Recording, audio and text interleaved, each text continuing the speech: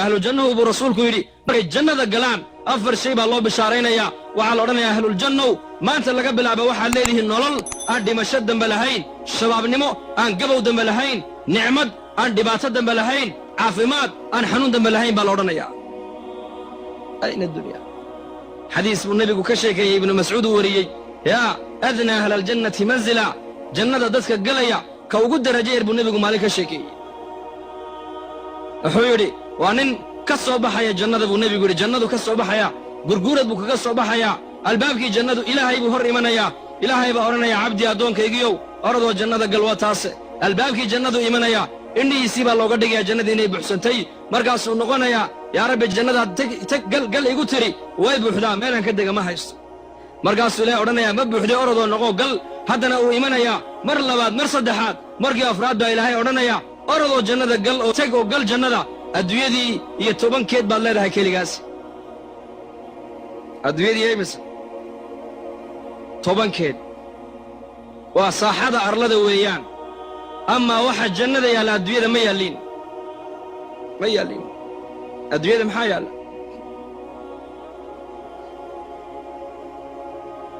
markaasuu odhanayaa ataskharu bii ilaahu ma igu dheeldheelaysaa aw tadxaku bii mise waad igu qoslaysaa adigaaba boqorkiye maskaxdiisay ka dhaadhacayn arrintaas adduunyadii iyo 10 baa lagu siiye soco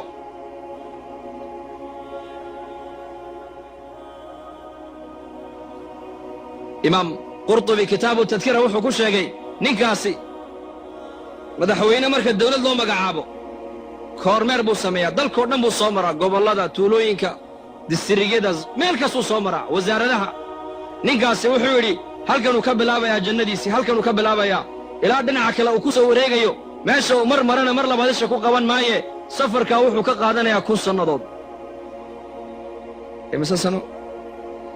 1000 sannadood fayaatii wuxuu imanayaa albaabkii jannadu isa soo taagayaa xawralcayntiisii baa ka hor imanaysa tanduru ilayhi wa yanduru ilayha buuhi ibnu cabbaas way eegi eegmadoo keliya ayaa qaadanaysay buuhi 40 sannadood imse sanaad dalka joogtaan annadra fad tucaaniquhu wa yucaaniquhaa wuu ku boodayaa way ku soo boodaysaa way isku dhegayaan waalmucaanaqatu qadra 40 sana buuhi cabdullaahi ibnu cabbaas mucaanaqadoo keliya waxay saysanayaan 40 sannadood oo kale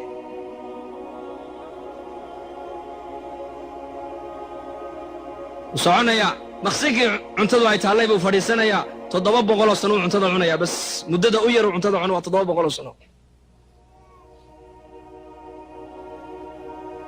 ayna addunya maxay tahay adduunyadu xawralcaynta waan ka sheekayn lahayna kolley haweenkuna waa nala fadhiyaan bayaanka waa nala dhegaysanayaan muxaadarada xaqoogana waan sheegaynaa cajiib nicmaddaasaa ilaahay dadka mu'miniinta u diyaariyey yatuufu calayhi 10,000 khaadim buu nebigu yidhi ninka jannada galaya dadka jannada gale ugu jaga yara ugu faqiirsan ee ugu faqiir lama dhihi karee ugu jaga yar waxaa dushiisa dawaafaya buu nebigu yidhi 10,000 oo khaadim baa dul dawaafaya khaadimka kale arki maayo khaadimkan sharaabka iyo cuntada uu sido ku kale ma sido guryaha jannada buu nebigu yidhi sida guryahan adduunyada ma ahine sidaasay carshiga uga laalaadaan buu rasuulku yidhi asxaabtu way yaabeen yaa rasuulallah guryaha sideen u galaynaa wuxuu yidhi sida shimbirahaad u duulaysaan aad u galaysaan buu yidhi cuntaada cunaysaan biyahaad cabbaysaan sindhe iyo kaadi midna noqoni maayaan cuntadu waxay isku beddelaysaa daacadaasoo ka udgoon miskiga sharaabku wuxuu isku beddelayaa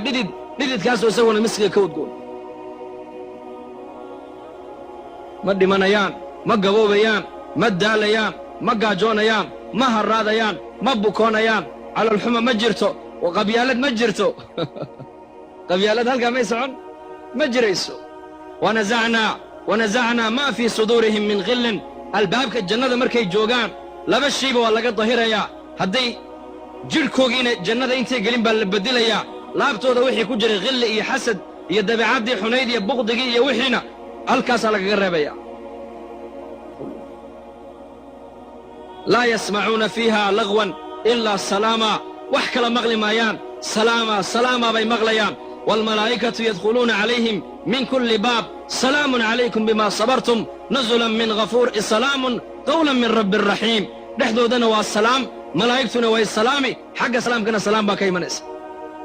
salaantee ka imanaysa salaamtaa waxay ka timidaa la odhanayaa min alxayi aladii laa yamuut ila alcabdi aladii laa yamuut diinta iyo iimaanka islaamnimadu waxay bini aadanka siinaysaa sifaadka ilaahay ka mid a alabad sifat alabad buu yeelanaya qofka bini aadamku markuu jannada galo min alxayi aladii laa yamuut waxaa la odhanayaa salaantani waxay ka timiday ilaahay noolahay aan dhimanayn waxay u imatay addoonka ilaahay isaguna aan dhimanayn haddeed hole nicmada ilaahay noo diyaariyey nicmaddaa waxaan ku helaynin waan haysannaa iimaankaan ku helaynaa islaamnimadaan ku helaynaa haweenkuna ilaahay waa u nicmeeyey oo nebigu ayaa yidhi calayhi salaatu wasalaam ida almar'atu ayima imra'atin maatat wa zawjuha canha raadin dakhalat aljanna raggu baa la yidhi waxyaabaha jannada ragga loogu ballan qaaday waaba la adkeeye laakiin dumarku waxyaabaha jannada ku galeen waaba wax iska dhib yar naagta gabadha dhimata buu nebigu yidhi haweenayda dhimata iyaduu ninkaygu raadi ka yahay jannaday gashay buu rasuulku yidhi rasuulku xadiis waxau ku yidhi dadka salaadda tukada albaab bay jannada ku leeyihiin laydhaa baabu salaa dadka soonka laazima albaab bay ku leeyihiin baabu rayaan laydhaa dadka sadaqadda bixiya albaab bay ku leeyihiin baabu sadaqa laydhaa dadka jihaadka u dadaala albaab bay ku leeyihiin baabuljihaad laydhaa abuubakar baa yidhi biabi anta wa ummi yaa rasuula allah hooyaday aabbayba waan kugu fidiinoo kugu furanaye siddeedda albaabay jannadu leedahay nin ka galayoo looga yeedhaya ma jiraa buu yidhi markaasuu nebigu uhi nacam wa arjuu an takuuna minhum haa way jir rag siddeedda albaabee jannadaba looga yeedhayoo la odhanayo kan ka soo gal kan ka soo gal way jiraan raggaa inaad ka mid tahay baan rajay buu rasuulku yidhi abuubakarow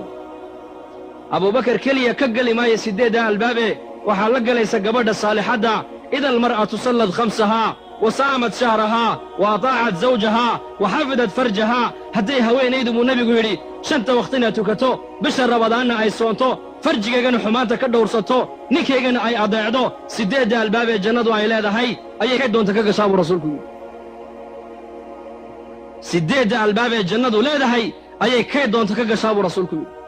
hadday gabadha laga hela afartaa camal bisha rabadaan oy soonto shanta wakhti oo ilaaliso xumaantoo ka dhowrsoonaato iyo zawjkayga oy adeecdo afartaa gabadha laga hela buu rasuulku yidhi siddeedda albaabee jannadu ay leedahay ayay abuubakar daba joogsanee la geli doontaa qiyaamaha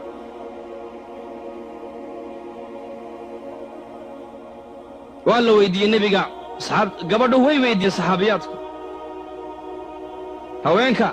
mu'minaadka ayaa xuralcaynta midkee fadli badan baa lagu yidhi caa'ishaa weyddiisay wuxuu nebigu yidhi gabadha mu'minadda ayaa xuralcaynta ka fadli badan buu yidhi waxay tidhi maxaan kaga fadli badannay waaba xuralcaynoo ilaahay baa sameeyo nuur baa laga sameeyee wuxuu nebigu yidhi bisalaatihinna wa siyaamihinna wa taacatu aswaajihinna waxay kaga fadli bateen xuralcayntu haweenka mu'minaadku xuralcaynta waxay kaga fadli bateen soonka ay soomayaan salaadda ay tukanayaan iyo raggooga ay adeecayaan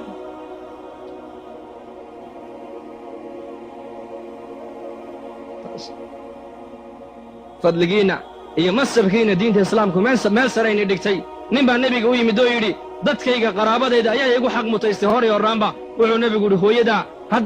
haddana hooyadaa haddana hooyadaa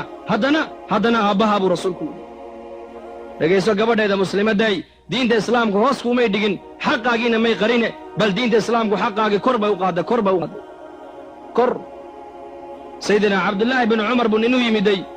lacalla hada alxadiis waa marfuuc weeyaan cabdullaahi binu cumar buu u yimiday nin markaasuu yidhi yaa ibnu cumar hooyaday ii dhashay ayaan degtayda xashka ku keenay intaasoo mayl ayaan degta ku soo qaaday waan dawaafsiiyey carafa ayaan geeye xaqeegii ma guday mise ma gudin wuxuu ku yidhi xaqeygii kugu lahaydood gudda iska daaye maalinkii ay yaraantaada ku xambaarsanayd ee marada qaydka kugu xambaarsanayd ee qaydku ka dabacay ee u malaysay inaad ka siibatay maalinkaa keliya naxdintii ay naxdayba abaalkaygii maad soo celin buu ka yidhi xaqiinna waad leedihiin xaqiinna diinta islaamku meel bay ku tiirisee adiguna isku xadgudbin walaashayda muslimadday dhaqan baad leedahay diin baad leedahay islaam baad tahay mu'minad baad tahay waxaad ku danyataa dadkii haweenkii ilaahay adduunyadan uu raalliga kaga noqday waddadoodii maryan binta cimraan ku dayo aasiya bintu masaaxim ku dayo faaduma binta muxamed ku dayo khadiija bintu khuwaylad ku dayo dadkaasaa adduunkan iyo aakhira ku liibaanay sida waxa uu nebigu yidhi sal alla alay wasalam haweenka ilaahay afar buu ka doortay buu nebigu yidhi afartaasna waa maxay waa maryan waa nebi ciise hooyadii waa aasiya weeyaan waa aasiya guriga fircoon bay iyay degganayd halka baydka guriga ninka rabbinimada sheegtay guriga dhexdiisa ilaahay ku caabuday aasiya faadumana waa ina muxammedo tacab iyo rafaadda waa u dulqaadatay adduunyadana way ka sahay qaadatay waa khadiijo oo qofkii u horreeyey diinta islaamka soo galay waa khadiija qof ugu horreeyey oo diinta islaamka dhaqaalo ku bixiyana khadiija ahayd diinta islaamku meel sare aynay dhigtay raabica ayaa la weyddiiye o lagu yidhi raabicay haweenku imaamna ma noqdaan amiirana ma noqdaan maxay ku dhacday nebiyana ma noqdaan maxay ku dhacdaan la yidhi waxay tidhi gabadh xigmad lahaydoo afartaaba annaka unbaa dhalla bay tidhi